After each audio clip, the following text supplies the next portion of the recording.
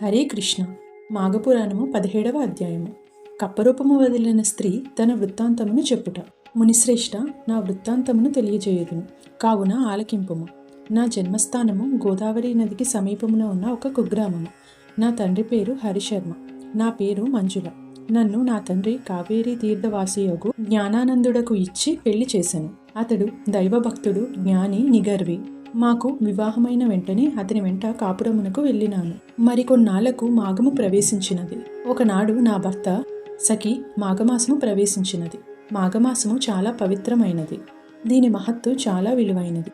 నేను నా చిన్నతనం నుండి ప్రతి సంవత్సరము మాఘస్నానములు చేయుచున్నాను. నీవు నా భార్యవు కావున నీవు ఈ మాఘమాసమంతయు ఈ కావేరీ నదిలో స్నానమాచరించుము. ప్రతిదినము ప్రాతకాలమున నిద్ర నుండి లేచి కాలకృత్యములు తీర్చుకుని సమయమునకు తెల్లవారి సూర్యోదయం అగును. సూర్యుడు ఉదయించిన వెంటనే నదికి పొమ్ము. నదిలో స్నానం చేయుము. ప్రభాత సూర్యునికి నమస్కరించి తరువాత నది ఒడ్డున విష్ణువు యొక్క చిత్రపటము పెట్టి పువ్వులతోనూ మంచి గంధము, అగరు, ధూపదీపములను వెలిగించి స్వామికి కండచక్కెర, పటిక బెల్లం నైవేద్యముగా ఇచ్చి నమస్కరింపుము. తరువాత తులసి తీర్థము లోనికి పుచ్చుకొని తలకు రాసుకునుము. తరువాత మన కుటీరమునకు వచ్చి మాఘపురాణము రోజుకొక అధ్యాయము చప్పున పఠించుము. దీని వలన నీకు చాలా ఫలము కలుగును. నీ 5వ తనము చల్లగా ఉండును అని హితబోధ చేశాను. నేను అతని మాటలను వినిపించుకోక రుసరుసలాడి అతనిని నీచముగా చూచితిని. నా భర్త శాంతస్వరూపుడు అయినను నేను హద్దు మీరి మాట్లాడడం వల్ల అతనికి కోపం వచ్చి నన్ను శపించినాడు. ఓయి మూర్ఖురాలా, నా ఇంటికి వచ్చి నా వంశాన్ని ఉద్ధరిస్తావనుకున్నాను. నీవు ఇంత దైవద్వేషివి అని నాకు తెలియదు. నీవిక నాతో ఉండతగదు. మాఘమాస వ్రతము నీకంత నీచంగా కనిపించినదా? సరియే, నీ పాపమే నిన్ను శిక్షించును. కావున నీవు కృష్ణానదీ తీరమందు ఉన్న రావి చెట్టు తొర్రలో మాండూక రూపంలో ఉండువుగాక అని నన్ను శపించెను. వారి సింహగర్జనకు వణికిపోయితిని. వారి శాపమునకు భయపడిపోయితిని. వారి రౌద్రాకారము చూడజాలకపోతిని.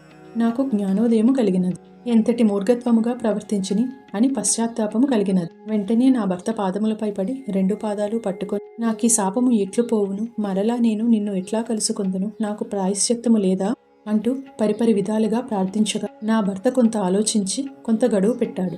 అది ఏమనగా, గౌతమ మహర్షి గోదావరి నదీ తీరమందు తన ఆశ్రమము నుండి ఉత్తర దేశ యాత్రలు చేయుటకు బయలుదేరి తిరిగి మాఘశుద్ధ దశమి నాటికి కృష్ణానదీ స్నానము చేయుటకు ఇక్కడికి వచ్చెదరు. అలాంటి సమయంలో నీవు వారిని దర్శించిన ఎడల ఆ మహర్షి ప్రభావము వలన నీకు నిజరూపము కలుగును. ఇలా చెప్పుచుండగా నేను కప్పరూపము దాల్చితిని. నా భర్త కూడా నా మౌర్ఘత్వమునకు విచారించెను. నేను కప్పరూపంతో గెంతుకుంటూ కొన్ని దినాలకు ఈ కృష్ణానదీ తీరాన ఉన్న రావి చెట్టు తొర్రలో నివాసం ఏర్పరచుకొని జీవించుచు మీ రాక కోసం ఎదురు చూస్తున్నాను. ఇదంతా జరిగి ఎంతకాలమైనదో నాకు తెలియదు అని తన వృత్తాంతమును గౌతమ మునికి తెలియజేసెను. అప్పుడు గౌతమ ముని, అమ్మాయి భయపడకు, నీకీ శాపము కలిగి 1000 ఏండ్లు పైన అయినది. ఇంతకాలము నీవు అనేక కష్టములు పడి 1000 ఏళ్ళు గడిపితివి. నీ భర్త కూడా ఏకాంతముగా చాలా కాలము జీవించి హరినామ సంకీర్తనలను చేయుచు మృతుడయ్యెను. అతడిప్పుడు వైకుంఠములో ఉన్నాడు. నీవు తన మాటలు విననందున ఎంత కష్టపడినావో తెలిసినది కదా. మాఘమాస ప్రభావం అసామాన్యమైనది. సకల సౌభాగ్యాలు, పుత్ర సంతతి, ఆరోగ్యము కలుగటియేగాక మోక్ష సాధనమైనట్టిది కూడా.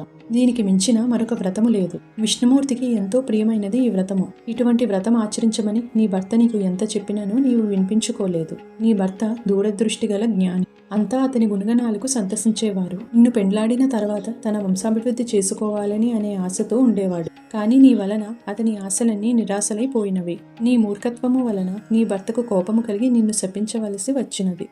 నిన్ను నీళ్ళల్లో స్నానం చేయమన్నాడు. నీవు చేయనన్నావు. అందువలన నీకు నీరు దొరకకుండా చెట్టు తొర్రలో జీవించమని శపించినాడు. ఈ దినము నా సమక్షంలో దైవ సన్నిధిని పడినందున నీ భర్త శాపము ప్రకారముగా మరలా నీ నిజరూపము పొందగలిగినావు.